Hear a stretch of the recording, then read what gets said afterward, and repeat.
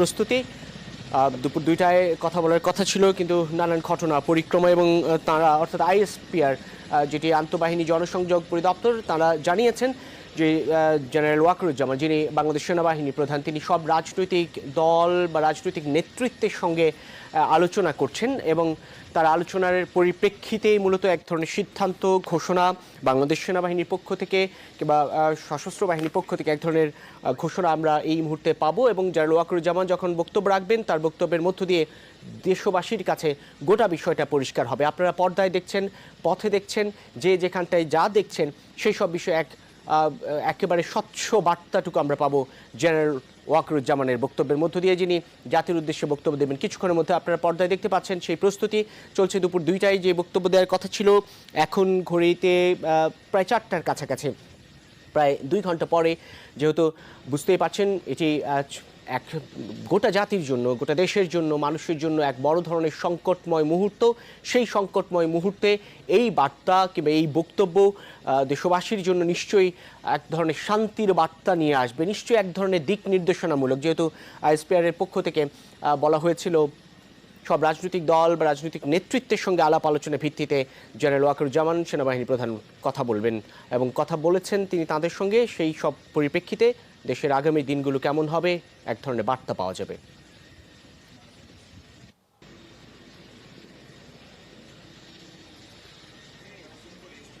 জানেন যে দেশে একটা ক্রান্তিকাল চলছে।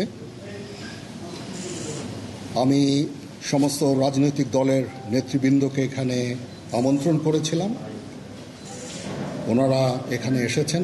আমরা একটা সুন্দর আলোচনা করেছি।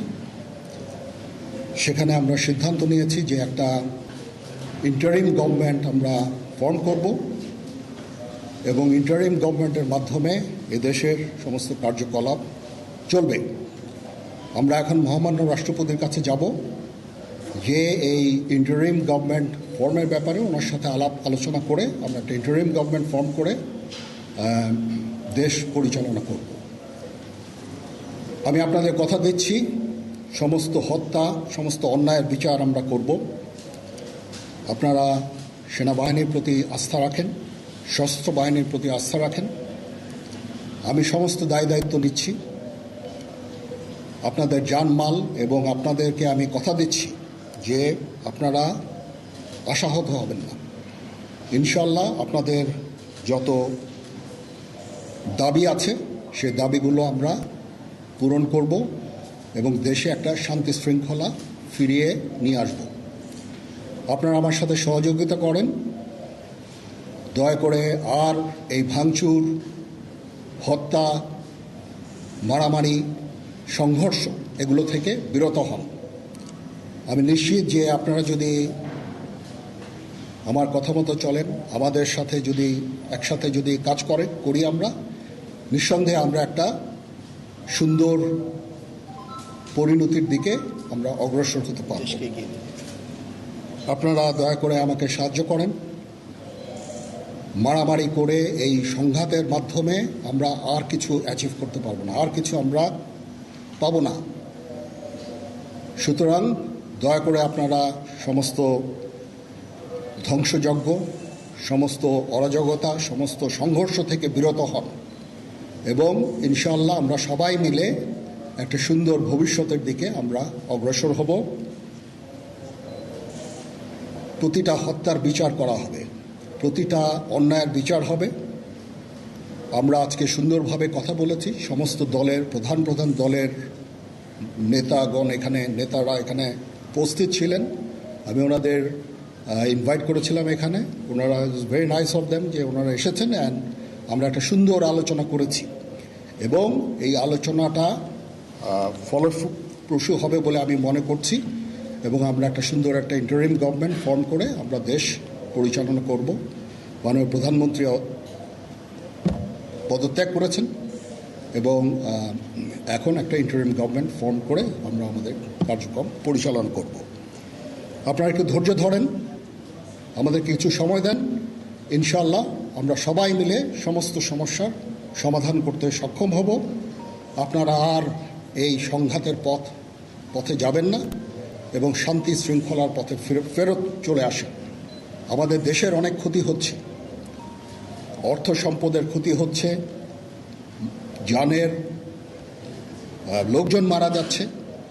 তো এগুলো থেকে আপনারা বিরত হন এবং আমাদের সাহায্য করেন। আমি সমস্ত দায়িত্ব নিচ্ছি, আপনারা আমাকে সাহায্য করেন। সবাইকে ধন্যবাদ। আল্লাহ হাফিজ।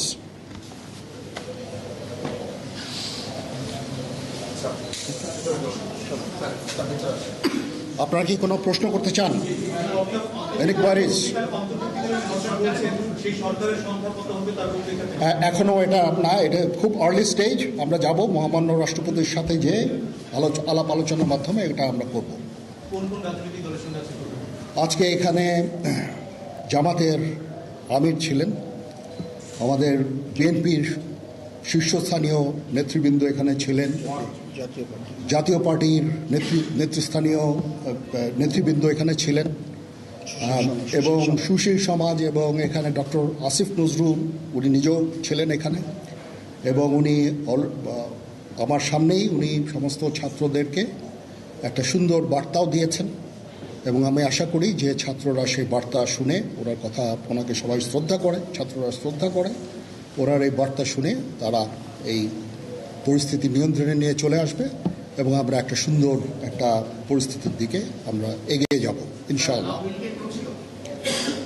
এখানে আওয়ামী লীগের কেউ ছিল না, আওয়ামী লীগের কেউ ছিল না। হ্যাঁ, আজকেই, বিকজ আমাদের এই সময় নাই, এটা একটা বিশেষ একটা পরিস্থিতি।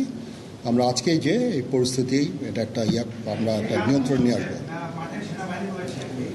সেনাবাহিনী শান্তি শৃঙ্খলা বজায় রাখার কাজ চালিয়ে যাবে, এবং আপনাদের সবার দায়িত্ব, ছাত্রদের দায়িত্ব, রাজনৈতিক নেতৃবৃন্দ এবং রাজনৈতিক কর্মীদের দায়িত্ব হচ্ছে সেনাবাহিনীকে সাহায্য করা, এবং আপনারা মিডিয়ার মাধ্যমে আমাদেরকে এই যে একটু আমাদের সাহায্য করেন, সুতরাং আমরা তাহলে এই পরিস্থিতি নিয়ন্ত্রণ সহজেই নিয়ে আসতে পারব। না, যদি জিনিসটা শান্ত হয়ে যায় তাহলে আর কারফিউর কোনো প্রয়োজন নাই, কোনো জরুরি অবস্থার প্রয়োজন নাই, কোনো কারফিউর প্রয়োজন নাই, কোনো গোলাগুলির প্রয়োজন নাই। আমি আদেশ দিয়ে দিয়েছি, সেনাবাহিনী কোনো গোলাগুলি করবে না, পুলিশ কোনো গোলাগুলি করবে না। আমি আশা করছি যে আমার এই বক্তব্যের পরে পরিস্থিতি উন্নতি হবে, আমরা একটা সুন্দর পরিবেশের দিকে যাচ্ছি।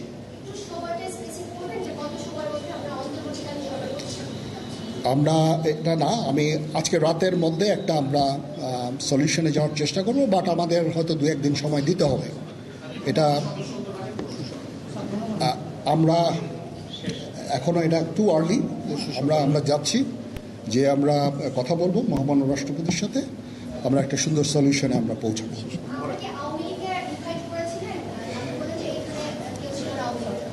পরিস্থিতি ছিল খুব কম, সময় খুব কম ছিল। আমি যাদেরকে পেয়েছি অনেককেই আমি বলেছি, সবাই হতেন, বাট প্রধান রাজনৈতিক দলের সমস্ত নেতৃস্থানীয় নেতৃবৃন্দরা এখানে ছিলেন, তাদের সাথে আমি কথা বলেছি, এবং ওনারা সবাই আমাদের এই প্রস্তাবে, এই যে আমরা যে আলোচনা করছি, সবাই এটাতে রাজি হয়েছেন। এখানে মমিনুল হক সাহেব ছিলেন, এখানে জামাতের আমির ছিলেন, জুনায়েদ সাকি উনি ছিলেন, তারপরে ডক্টর আসিফ নজরুল ছিলেন। আমরা সবাই মিলে এবং সবাই আমরা এটাতে একমত পোষণ করেছি। এখন ছাত্রদের কাজ হচ্ছে যে শান্ত হওয়া এবং আমাদেরকে সাহায্য করা। আমি তো বলছি এতক্ষণ আমার এই বক্তব্যের ছাত্রদের প্রতিনিধি বলতে আমি এখন ওনাদের কাউকে পাইনি। আমি ডক্টর আসিফ নজরুলকে রিকোয়েস্ট করেছি, যেহেতু ওনাকে ছাত্ররা শ্রদ্ধা করেন এবং উনিও একটা সুন্দর একটা ভিডিও মেসেজ উনি দিয়েছেন ছাত্রদের জন্য। আমি আশা করব যে এই ভিডিও মেসেজটাও কাজে ইয়াদ হবে, কাজ দিবে। এইভাবে আমরা কাজ করে দেব। সবাই ভালো থাকেন, সবাইকে ধন্যবাদ। এখানে আপনারা যত প্রশ্ন করতে থাকবেন আমাকে দেরি করাবেন। ইট ইজ টু আর্লি, আমরা কাজ করছি, আমাদের একটু কাজ করতে দেন, একটু সময় দেন, আমরা একটা সলিউশনের মধ্যে আমরা যাব ইনশাআল্লাহ। হ্যাঁ, আপনারা সবাই যারা আন্দোলনরত, যারা ছাত্ররা আছেন, আন্দোলনরত যত লোকজন আছেন, দয়া করে ঘরে ফিরে যান। সবাই ভালো থাকেন, আল্লাহ আমাদের মঙ্গল করুক। আল্লাহ হাফেজ।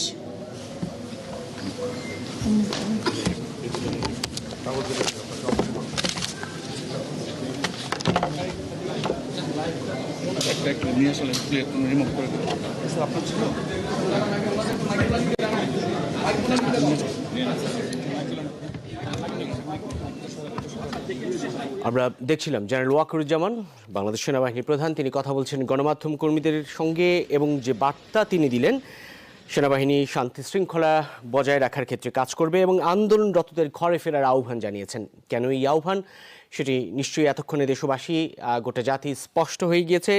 প্রধানমন্ত্রী শেখ হাসিনা পদত্যাগ করেছেন প্রধানমন্ত্রীত্ব পদ থেকে এবং রাষ্ট্রপতির সঙ্গে আলোচনা করে একটি ইন্টারিম গভর্নমেন্ট বা অন্তর্বর্তীকালীন সরকার গঠন করবেন এবং সেই প্রক্রিয়ার জন্য আজই রাষ্ট্রপতির সঙ্গে আলোচনা করবেন রাজনৈতিক দলের নেতৃবৃন্দ।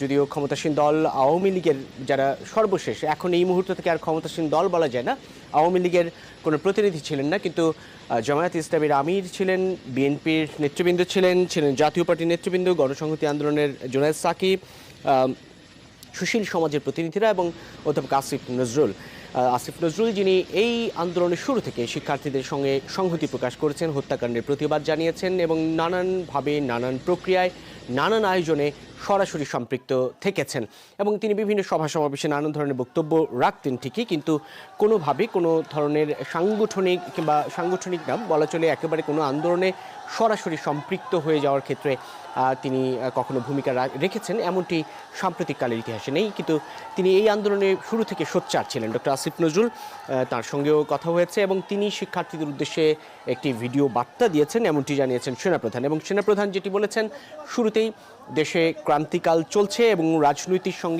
রাজনৈতিক দলগুলোর সঙ্গে আলোচনা করে অন্তর্বর্তীকালীন সরকার গঠন করা হবে, সেই ঘোষণা দিয়েছেন তিনি দেশবাসীর উদ্দেশ্যে।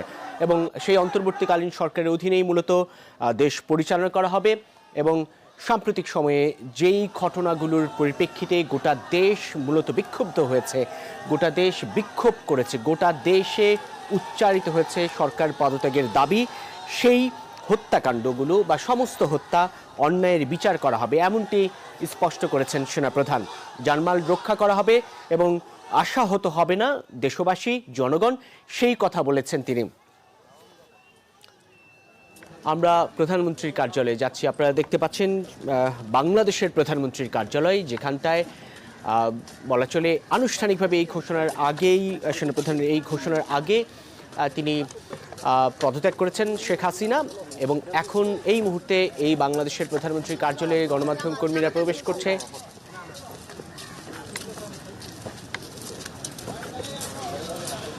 এবং গণভবনের চিত্রটা আপনারা দেখেছেন, গণভবনের অনেকগুলো চিত্রই দেখেছেন। সেই চিত্রগুলো হচ্ছে এইরকম, গণভবনের নানান ধরনের জিনিসপত্র নিয়ে সাধারণ মানুষ আসলে বের করে এক ধরনের প্রতীকী অর্থে গণভবন থেকে জিনিসপত্র নিয়ে উচ্ছ্বাস প্রকাশ করেছেন। এবং সেই সঙ্গে আমরা দেখেছি হেলিকপ্টার গাড়ি, বাংলাদেশের সর্বশেষ প্রধানমন্ত্রী শেখ হাসিনা কীভাবে গণভবন ছেড়েছেন, কিভাবে দেশ ছাড়ার উদ্যোগ নিয়েছেন, সেই ছবিটিও আপনারা দেখেছেন। এবং দেশের ইতিহাসে যেটি আমার তরফ থেকে আমি বারবারই বলছিলাম যে এই ধরনের ঘটনা কোনোভাবেই প্রত্যাশিত নিশ্চয়ই কারো জন্যই ছিল না বা কেউ আশা করেনি, কিন্তু দিন দিন ঘটনার পরিক্রমা, কথা, আলাপ আলোচনা, দায়িত্বশীলদের ভূমিকা, আচরণ এবং এক ধরনের শিক্ষার্থীদের একটি দাবি এবং সেই দাবির পরিপ্রেক্ষিতে একটা গোটা দেশে সংঘর্ষ ছড়িয়ে পড়া, পাল্টাপাল্টি প্রতিহত করা এবং সাধারণ শিক্ষার্থীদের মুখোমুখি রাজনৈতিক দল, আইন শৃঙ্খলা রক্ষাকারী বাহিনী, এমন সেই দাবি এরপর যখন অসহযোগ আন্দোলনে নানান ধাপ পেরিয়ে গড়ালো, তখন একেবারেই সক্রিয়ভাবে সব রাজনৈতিক দল বলছে এই আন্দোলনে তাদের দলীয় নেতাকর্মী, সাধারণ মানুষ প্রত্যেকের অংশগ্রহণের আহ্বান তারা জানিয়েছে, যার ফলশ্রুতিতে শিক্ষার্থীদের, ছাত্রদের, জনতার, নাগরিকদের সেই ঐক্যবদ্ধ অংশ